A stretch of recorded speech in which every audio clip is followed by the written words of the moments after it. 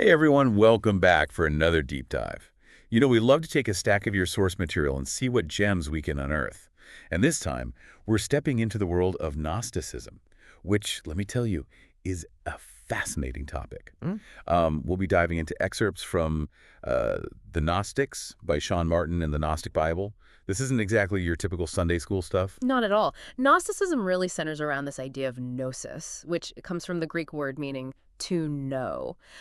And this is important, it's not just, about knowing facts. We're talking about this deep, personal, almost intuitive understanding. Okay, so less about what you can memorize from a book and more like a gut feeling Yeah. or like an inner knowing. Exactly. Think of it this way. You could read about the oracle at Delphi, right? All the history, the myths, but actually standing there in that ancient temple, feeling this weight of history and mystery, that's different. That's the difference between intellectual knowledge and what the Gnostics called gnosis. Wow, that's a great analogy and makes you realize how much our modern world values that head knowledge. Hmm. But the Gnostics were onto something with this idea of experiential knowing. And that actually leads us to another really interesting aspect of Gnosticism, the belief in two gods. Now, that's not something you hear every day. It definitely challenges our more traditional ideas about, well, God. So in Gnosticism, you have the demiurge. This figure is often linked to the God we see in the Old Testament, the creator of the material world. But here's where things get interesting. The Gnostics saw him as, well, flawed, limited in his understanding, even a little arrogant in thinking he was the only God out there. So not exactly the all-knowing, all-powerful God we often hear about. Not quite. You see, the Gnostics also believed in a true God, a being so far beyond our comprehension that it's almost impossible to even describe. They envisioned this true God as residing way beyond our material world, a pure source of light and perfection. And the demiurge is down here, so to speak, tinkering away, totally unaware of this higher power. In a way, yes. And this difference in awareness, it's key. See, it's not that the demiurge is, like, evil, but rather he's limited, like a child playing God without really grasping the consequences. And it's important to note that many Gnostic texts say that it wasn't even the demiurge who directly created the material world, but Sophia. She represents divine wisdom, and it's her actions that kind of set things in motion. Sophia, and this is where the Gnostic creation myth really starts to diverge from the traditional narratives. It does, and it gets really interesting. We're dealing with a very symbolic story here, full of layers. So Sophia, this embodiment of wisdom, is an emanation of the true God. Hmm. And through a really complex chain of events, her desire for knowledge actually leads to the creation of the demiurge. Hold on. She accidentally creates a god. How does that even work? It's all about unintended consequences, you see, about how creation itself can be unpredictable. So the demiurge is sometimes called Aldabaoth, which means childish god. He's born from Sophia's actions, completely unaware of where he truly came from, blind to the true God and that higher realm. So he creates the material world, believing he's the ultimate authority, totally clueless about the bigger picture. Exactly. He fashions the physical world completely separate from the source of divine light. It's flawed, reflecting his own limited understanding. And where do we fit into all of this? Are we just pawns in this cosmic game between these two powerful forces? It's a question the Gnostics grappled with a lot. They believed that humans carry a spark of the true God within them, a fragment of the divine, trapped in this flawed material world made by the demiurge. So are we like prisoners of a sort, yearning to break free and return to our tree home? That's a powerful way to put it. And this is actually what leads us to the Gnostic interpretation of the Garden of Eden, a story most of us think we know, but through their lens, it takes on a whole new meaning. I'm definitely intrigued. We all know this story. Adam eats the serpent, that forbidden fruit. But the Gnostics, they completely reimagine the narrative, don't they? Oh, they do, and it's fascinating. So we've got these like really interesting interpretations of these, classic Bible stories. But what about the Gnostics' own writings? What can we learn by going straight to their texts? That's where the Gnostic Bible you provided comes in. And I'm glad you did because it highlights that Gnosticism wasn't like this monolithic thing. There were all these different texts, traditions, each with their own flavor. Like, take the Gospel of Truth, for example. It's not so much a historical account like the Gospels we're used to, but more like this lyrical reflection on Jesus revealing the true God, the God beyond the demiurge and his creation. Almost like poetry, really emphasizing that personal connection with the divine. Yeah, and it's really pushing this idea that true salvation, it comes from gnosis, from that direct experience, that knowing, not just following rules or going through the motions. Right, right. It's about really internalizing it, making it real. And we see this emphasis on inner understanding, again, Yeah. in the Gospel of Thomas. And that text is just fascinating. Some scholars even think it might have sayings of Jesus that are older than the Gospels in the Bible. It's true, some scholars do believe that, Hmm. which would be huge. It could give us this whole other window into early Christian thought. And for me, what really stands out in the Gospel of Thomas is that focus on personal transformation through seeking. You know, that line, know what is in front of your face and what is hidden from you will be disclosed. Oh, yeah. It's all about looking inward, finding the truth, not through some external dogma, but through your own, like, self-discovery. I like that. It seems like this common thread through a lot of these Gnostic texts is this real emphasis on individual experience, that personal quest. And speaking of challenging the usual way of doing things, the Gospel of Mary really stands out. It portrays Mary Magdalene in a totally different light than what we're used to. Absolutely. The Gospel of Mary shows her as this prominent disciple, even suggesting that she understood things on a deeper spiritual level than some of the other apostles. Wow. It's a really powerful challenge to how women's voices have been, sidelined in a lot of religious traditions. Yeah, absolutely. Hmm. It's really interesting to see how these Gnostic texts, even though they draw on figures and stories from Christianity, they offer this really distinct perspective. Yeah. But our dive into the Gnostic Bible also shows us that Gnosticism, it wasn't just limited to groups influenced by Christianity. You're right. It wasn't this like singular movement. It was much bigger than that. And the Mandaeans are a perfect example. Their central text is called the Ginza. And for them, John the Baptist, not Jesus, is the main prophet. It really shows that Gnosticism was this broader intellectual current with all these different expressions. So many layers to uncover, right? And their beliefs and practices, they give us this whole other way to understand these Gnostic ideas. Like the Mandaeans, they put a huge emphasis on ritual purity and have this deep, deep connection with nature. Shows how those core Gnostic themes could play out in all these different ways. As we're looking at all this, going through these texts, one thing that's kind of stuck with me is how letters, just letters of the alphabet, seem to hold this like special significance in Gnosticism. Not something I would have thought about before. That's a great observation. Yeah, in Gnostic thought, letters, they're more than just tools for language. They're seen as these vessels of divine power, each letter with its own deep symbolic meaning. Oh, wow. It's almost like a secret code, a way of embedding hidden wisdom within the structure of language itself. So it's not just about reading the words, it's about unlocking these like layers of meaning within the very letters themselves. You got it. It's a very mystical approach to knowledge and language, reflecting that Gnostic idea that truth, it's often veiled, hidden beneath the surface. You need a certain kind of sight to decipher it. So it's like those Russian nesting dolls. Exactly. You open one, there's another one inside, and another one, it just keeps going. It's a great way to put it. And that's what's so cool about Gnosticism. It's not about blind faith or just listening to some external authority. It's all about that personal experience. Each individual waking up to that spark of the divine within them.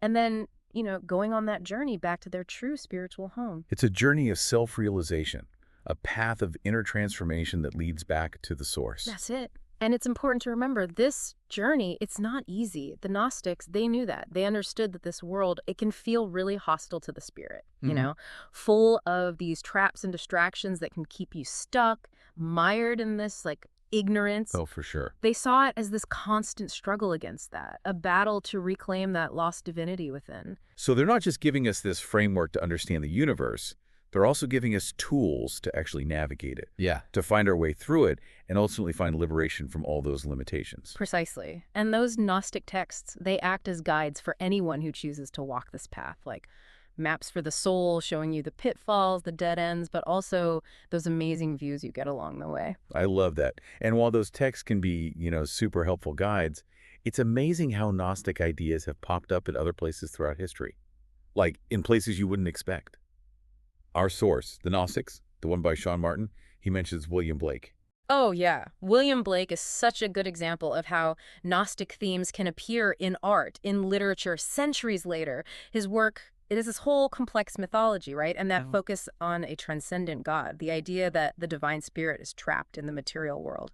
It's classic Gnosticism. Yeah, like these echoes across time. Exactly. Ideas finding new expression. Yeah. Still relevant, still inspiring today. Totally. That imagery of being trapped, of yearning for freedom, it really resonates with that core Gnostic idea that we're all on this journey to find true knowledge and in the end, to break free from those chains. And what's so interesting is that, yeah, Blake, he was inspired by these Gnostic themes, but he wove them into his own unique artistic vision. It Yeah. highlights how these ideas, they aren't just static doctrines. They're like these living seeds that can grow in all these unexpected ways. It's a good reminder that even though it has these ancient roots, Gnosticism, it still speaks to something very human. We all ask those big questions.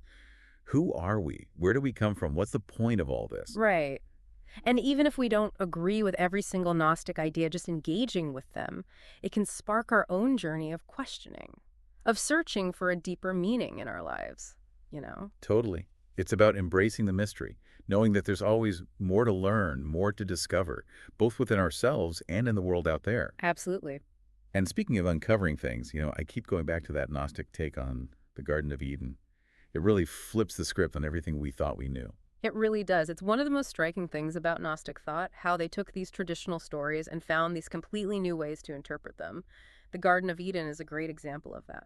Instead of a story about disobedience, about punishment, original sin, all that, it becomes this story about, like, waking up, Yes. about seeking knowledge, even if it comes at a price. Exactly. And the serpent, usually seen as the villain, well, for them, he's the one pushing humanity toward greater understanding. And Eve, who gets blamed for, like, leading us astray, she becomes the hero. It's a complete 180. Right. She's the one who dares to question, to seek, to embrace that gnosis. It makes you think twice about what we've been told, about good and evil, about sin and redemption, all of it. It really does. It's like they're saying, don't just accept things at face value. Question those narratives. Find your own truth, which I think is such an important message, especially today.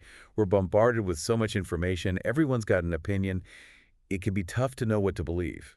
You're telling me. And it really gets to the heart of what makes Gnostic thought so relevant even now. It's not about giving you the answers. It's about encouraging you to search for them yourself. Think critically. Be willing to look beyond the easy answers. It's a reminder that sometimes what looks like a fall is actually an awakening. Yes, exactly. The Gnostic interpretation of the Garden of Eden, it's an invitation to see getting kicked out of that limited paradise as maybe a necessary step to reach true knowledge and liberation. It's a powerful metaphor for the entire journey of spiritual growth. It really is. Sometimes we need to shed those old beliefs, face those hard truths, and really come to a new understanding of ourselves and this whole universe. Absolutely. And that process, it can be really hard, disorienting even. Yeah. It takes courage to walk that path. It does. Yeah. It takes curiosity and a willingness to get uncomfortable, Exactly. just like the Gnostics did, challenging those dominant narratives, going against the grain to search for a deeper truth. And, it takes guts to go against what everyone else is saying, to trust your gut and pursue that, even when it's hard. It really does. And the Gnostics, they were all about exploring these really deep questions about who we are, why we're here. And one figure who really embodies this journey, this seeking, is Sophia, that embodiment of divine wisdom we talked about earlier. Right. Her story is such a big part of their creation myth, but it's also just a powerful story on its own, isn't it?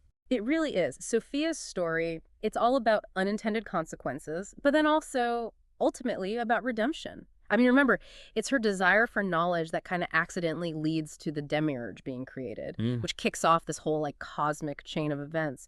But her story doesn't stop there. It's interesting, right, how even someone so wise could make what we see as a mistake. It makes you realize even those divine figures, they're not so different from us. It just shows you creation is complicated, right? Even the most profound wisdom can't always predict how things will play out. But, in Gnostic thought, Sophia's story becomes about her recognizing her own power and ultimately returning to wholeness, to what they call the pleroma, that fullness of the divine realm. So it's like this journey that, in a way, reflects our own, recognizing our own potential, but also facing the consequences of our actions, and then striving for that connection to something bigger than ourselves. Exactly. And for the Gnostics, that process of reconnecting, of waking up to your true nature, it's often described as this process of illumination, of inner knowing, like a light bulb going off in your soul. Aha moment. Yes. It's about seeing through the illusions of the material world, breaking free from those limitations and recognizing that spark of the divine within you. They use so many beautiful metaphors for it. A spark becoming a flame, a seed growing into a tree. It's all about transformation, about becoming who you were always meant to be. And that transformation, it's often seen as this journey upward, right? Yeah. Moving from the darkness of not knowing into the light of true understanding. Exactly. It's a climb towards enlightenment. This quest to break free from that flawed material world the demiurge created. But as we've been talking about, it's not always easy. The Gnostics, they knew the world could be a tough place for the spirit, full of traps, distractions, things that can keep you stuck in that darkness. So how do we navigate all that? What did the Gnostics say about staying on that path, the one that leads to the light, to that true knowledge? That's where their writings come in, those texts they left behind. Each one offers guidance for those who choose to walk this path. They're like maps for your soul. They point out the dangers, but also the incredible things you might find along the way. So just like a map can get a traveler where they need to go, these texts can help us make sense of, well, everything. Those big questions, and our own inner world. Exactly. But it's not about just blindly following a set of rules. Remember, Gnosticism, it's all about personal experience. You have to find your own way, guided by that inner voice and the wisdom in these texts. So each person's journey is going to look different. And how we each understand these texts, that's going to be different too.